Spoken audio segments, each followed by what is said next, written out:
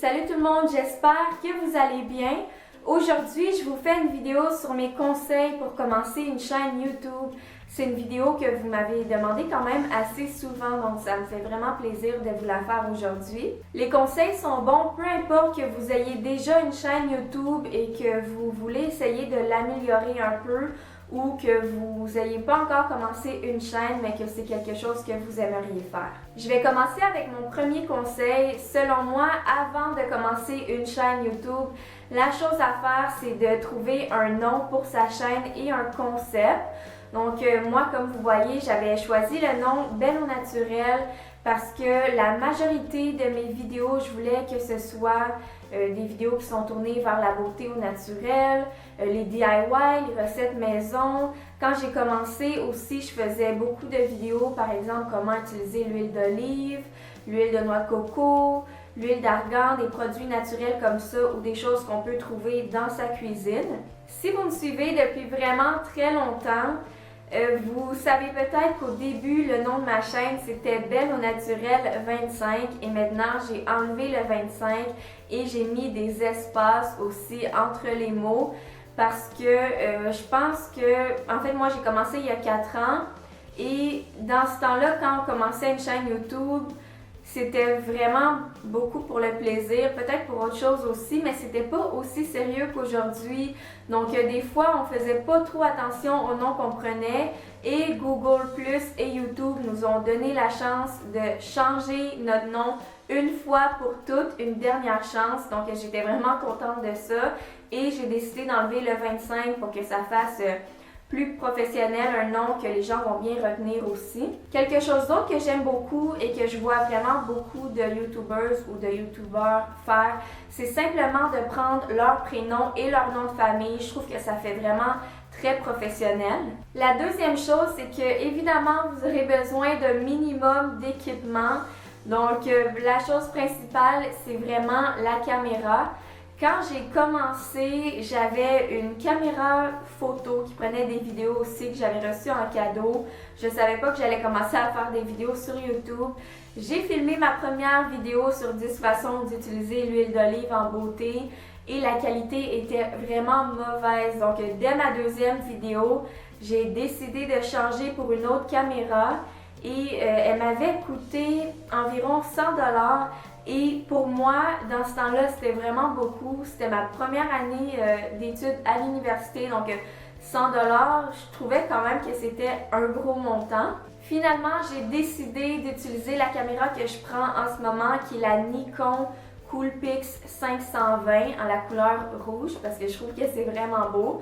Donc c'est sûr que c'est une caméra qui est autour de 500 $, mais quand vous commencez, honnêtement, vraiment pas obligé de commencer avec une caméra à ce prix-là. Évidemment, c'est pas avec cette caméra-là que j'ai commencé, mais je vous déconseille d'utiliser une webcam pendant super longtemps.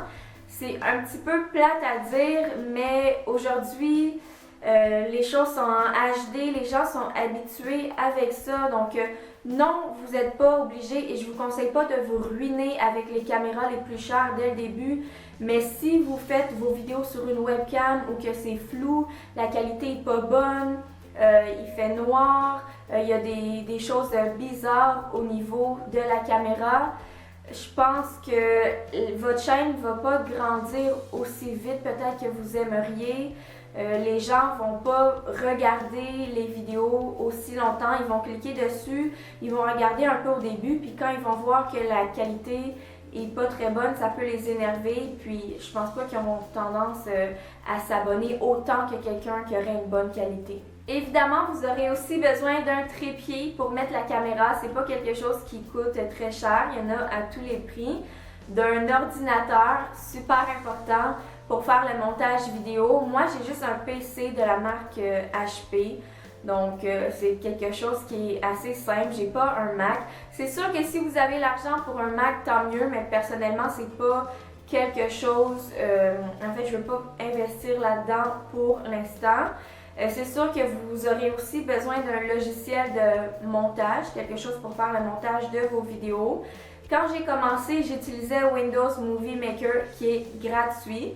Donc, c'est bien de commencer avec ça, mais c'est sûr qu'il y a un désavantage, vous ne pouvez pas mettre deux images en même temps. Donc, ce que je veux dire par deux images en même temps, c'est par exemple, si moi je suis en train de parler en ce moment et je veux vous montrer un produit, mais je continue à parler et vous voyez le produit, donc c'est quelque chose qu'on ne peut pas faire avec Windows Movie Maker.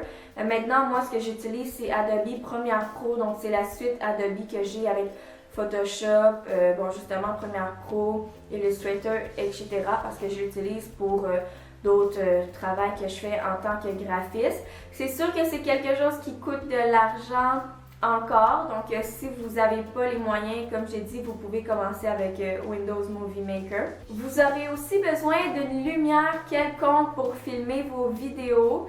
Moi, en ce moment, je suis dans ma chambre et j'ai une fenêtre devant moi. Je filme beaucoup plus tard que prévu. En ce moment, il est 16 heures. D'habitude, je filme environ vers midi pour avoir la plus belle lumière possible.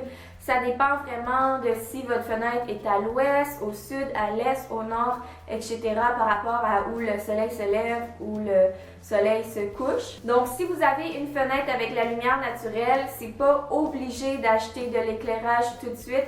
Moi, j'en ai acheté récemment, ça fait peut-être 2-3 semaines que j'ai de l'éclairage. Mon troisième conseil, c'est d'être le plus professionnel possible. Évidemment, ça dépend du genre de chaîne que vous voulez faire. Ça ne s'applique pas pour tous les genres de chaînes, mais quelques exemples que je pourrais vous donner. Quand je filme une vidéo, j'ai pas plein de choses en arrière de moi qui traînent, des boîtes, du désordre, des choses comme ça.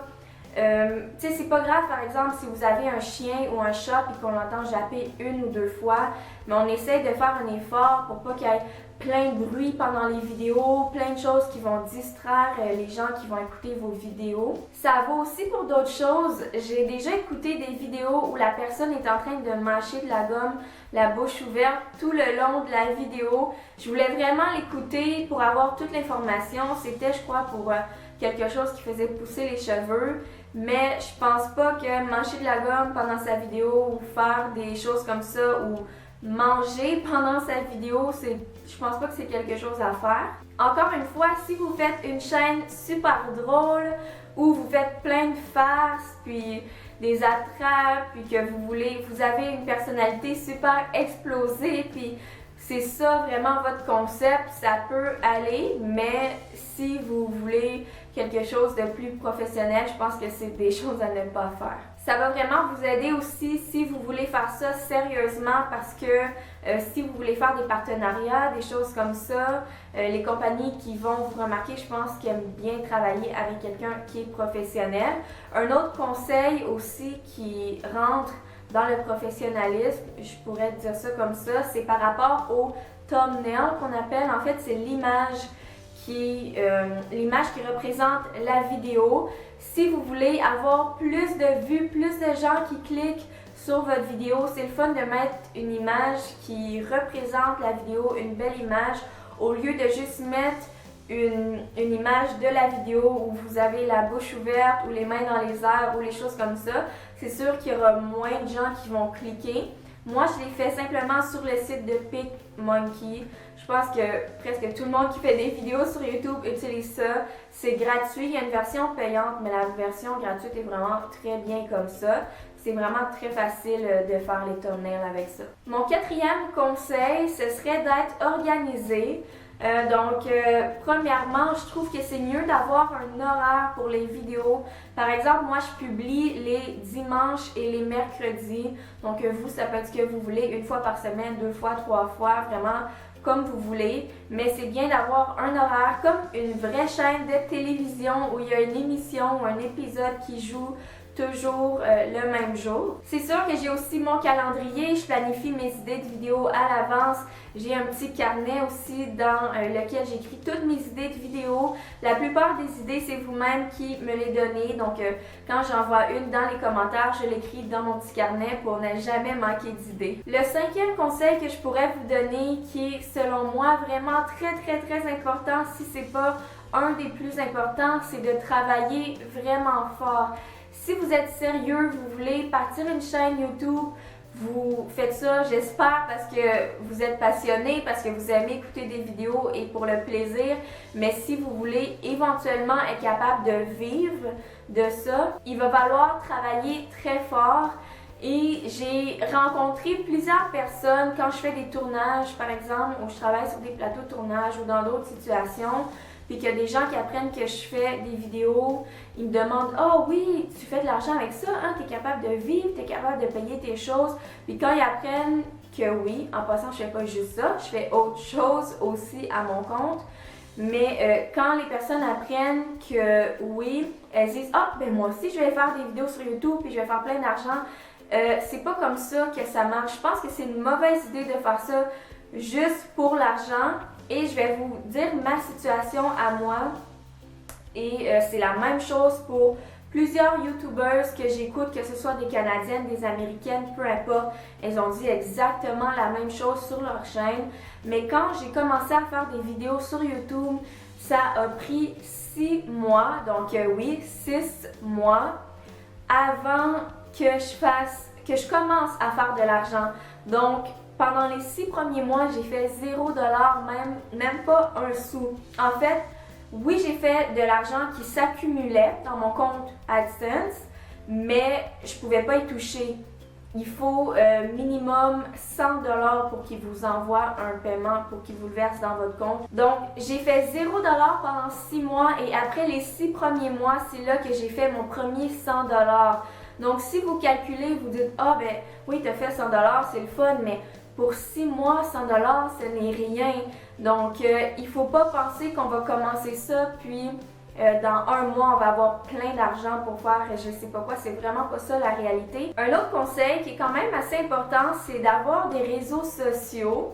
Bon, peut-être qu'il y en a qui seront pas super d'accord avec moi parce que je pense que c'est vraiment pas toutes les YouTubers qui pensent de la même façon que moi ou qui font la même chose. Mais oui, c'est important d'avoir des réseaux sociaux.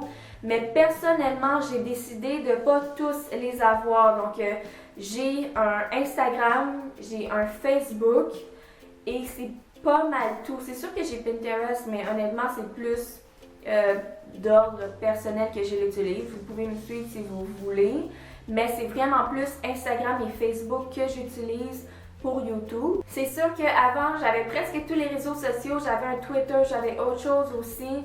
Mais je trouvais que c'était trop parce que vous, mes abonnés, vous m'écriviez vraiment partout. Et moi, je trouve que c'est vraiment très important de répondre à ces abonnés.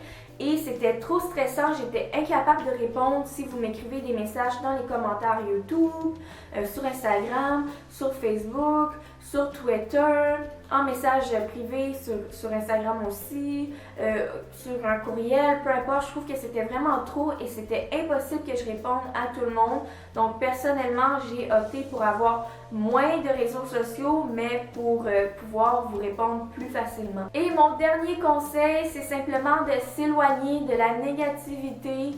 J'ai des gens qui m'écrivent, qui aimeraient commencer une chaîne YouTube, mais qui ont peur que les gens leur disent des choses méchantes. Honnêtement, je vais vous dire 2 choses là-dessus. Peut-être qu'il y a une chose qu'il y a certaines personnes qui vont moins aimer, mais oui, faire des vidéos sur YouTube, c'est vraiment le fun. Quand on travaille fort, là, ça peut vraiment devenir quelque chose qui rapporte beaucoup, mais je pense pas que c'est pour tout le monde. Si vous savez que vous allez pleurer parce que les gens écrivent des choses méchantes, que vous êtes hyper sensible, peut-être que vous pouvez quand même partir une chaîne YouTube et que ça va vous faire travailler là-dessus puis vous faire grandir, mais il y a des gens que ça va vraiment les blesser puis que ça peut les faire abandonner. Honnêtement, moi, ma réalité sur le nombre d'abonnés, le nombre de vues que j'ai en ce moment, c'est peut-être 3% des gens qui écrivent des choses inappropriées. Honnêtement, c'est vraiment pas beaucoup. C'est sûr que plus on a d'abonnés, plus il va y avoir des gens, plus on va avoir des gens gentils qui nous supportent, mais plus on va avoir quelques personnes inappropriées qui vont essayer de venir nous piquer. Une autre chose aussi que vous pouvez vous dire pour vous aider, je me rappelle la première fois que j'ai eu un mauvais commentaire, je crois que j'avais peut-être 20 000 abonnés. J'ai aucune idée c'était quoi le commentaire, c'est sûr que je m'en rappellerai pas parce qu'il y a tellement de bons commentaires que je regarde chaque jour, je peux pas me rappeler des mauvais. Mais il y avait une personne qui m'avait écrit un commentaire mauvais quelconque et ça m'avait comme fait un choc et j'étais allée voir le profil de la personne et j'avais vu sur son profil que la personne faisait ça à tout le monde. Sur les chaînes de tout le monde, écrivait des choses méchantes à tout le monde. Donc, prenez-le pas personnel, c'est pas à cause de vous. D'habitude, les gens qui font ça le font à beaucoup de gens et non juste à vous. Donc, c'est tout pour mes conseils. J'espère vraiment que ça va vous aider, que vous ayez déjà une chaîne YouTube ou que vous voulez peut-être en partir une. Et nous, on se revoit très bientôt dans une autre de mes vidéos. Bye!